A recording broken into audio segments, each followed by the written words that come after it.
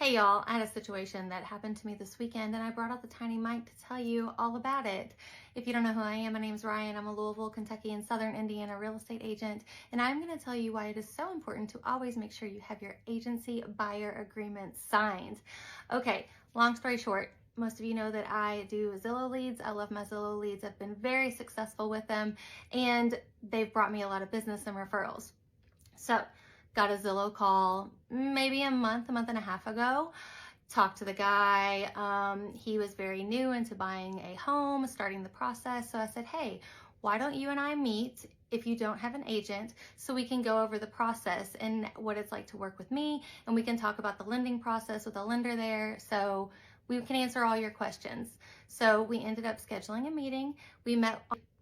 I take that back. We met in the afternoon at my local coffee shop and we went over the entire process. My lender was there. We went through the entire buying process on how to get pre-approved, what happens after you get pre-approved, then you start looking for houses, what money you need to have set aside for when you get an offer accepted, about the inspection, everything like that. So he left, we left. He filled out the application. We got him pre-approved. I'm like, yes, awesome. We can start looking at houses now that you're pre-approved. Agency was implied at that point because I had met with him. I had got him with my lender. I had walked through the pre-approval process.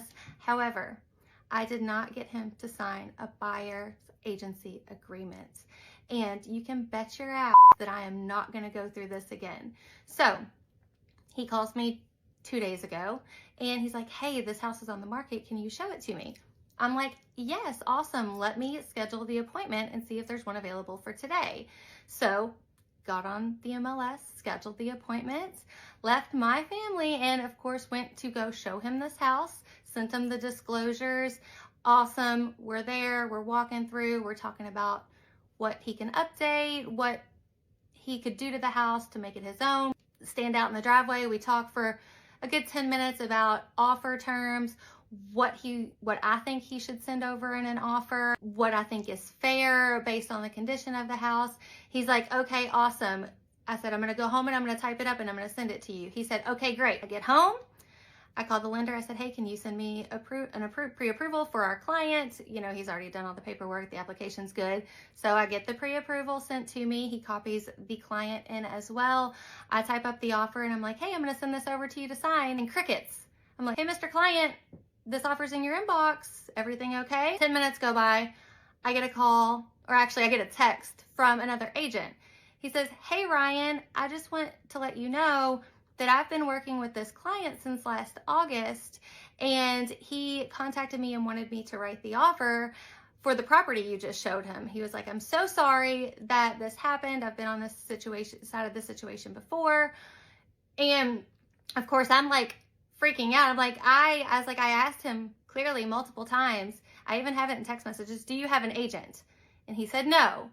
So I said, okay. I called the client. I said, hey, what's going on here? I just got a call from another agent. He said that he is going to represent you on this transaction. And he said, oh, I didn't know. I had called him this morning, but he didn't answer. So then I called you and I said, yes, Mr. Client, you called me because we have been speaking for a couple months now and I have been showing you homes and I showed you this particular house and I wrote the offer. And he's like, oh, well, I don't know. He's like, let me call him and explain. No, he called him and he ended up writing the offer. And the agent, I called my broker. I wasn't really sure what to do at this point. And she asked me if I had the buyer agreement signed and I said no. I said, but agency is clearly implied. And I sent her all of my text messages. Long story short, I had a couple choices. I could either try to go to arbitration and fight for my commission because my agency was implied. I have the communication, or I can ask the other agent if he would be willing to maybe pay me a referral fee, or I can just suck it up as a loss and learn my lesson and go about my business. So I asked the agent, I said, hey, this happened. I'm like, would you be willing to give me a referral fee? The next day he reached out to me. He said, yes, I slept on it. He's like, it sucks that this happened. I will give you a referral fee if we get this under contract and it gets to closing. I said, okay, awesome. Thank you. I appreciate you. And, let's move forward. Honestly, I wasn't going to do the arbitration. I wasn't going to fight it because, in the end, it's my fault because I didn't get that buyer agency agreement signed.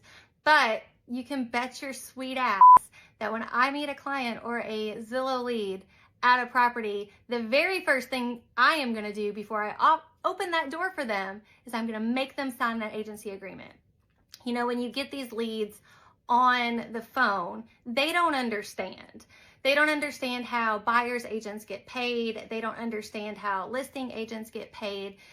And I always think that I do a really good job about educating my clients on how this process worked. And I did educate him and I did explain the process and I asked if he had an agent, but it just didn't process with him. So long story short, I'm not going to ask them to sign it over the phone electronically, but when I meet them in face to face, if they are, an internet lead, before I open that door for them, I am going to ask them to sign it and I am going to explain to it. They don't have to sign a long-term buyer agency agreement with me, but I'm going to have the address of that property that I am showing them and the time frame I'm showing it to them in, cover my own ass and make sure that if push comes to shove, I'm not wasting my time and I am going to be compensated for my time. Like I said, I like to build relationships and take pride in the way that I meet with my buyers face to face and talk them through the process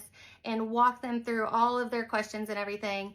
But this is just one of those times that it got away from me. They didn't sign the agreement and then it came back to bite me in the ass because apparently he had been kind of playing me and another agent, and if one of us didn't answer, then he'd go to the other one. So long story short, I'm just kidding. That isn't even a short story. We're on like minute 8 now. But that happened to me. Make sure you get your buyer's agency agreement signed and make sure you educate your clients on how you get paid and how you represent them and what those buyer's agency agreements mean. If you ever need any help with the home buying process, I am RyanCecil. I'm with Homepage Realty. I am licensed in Kentucky and Southern Indiana, and I would love to help you through this crazy process. Have a great day.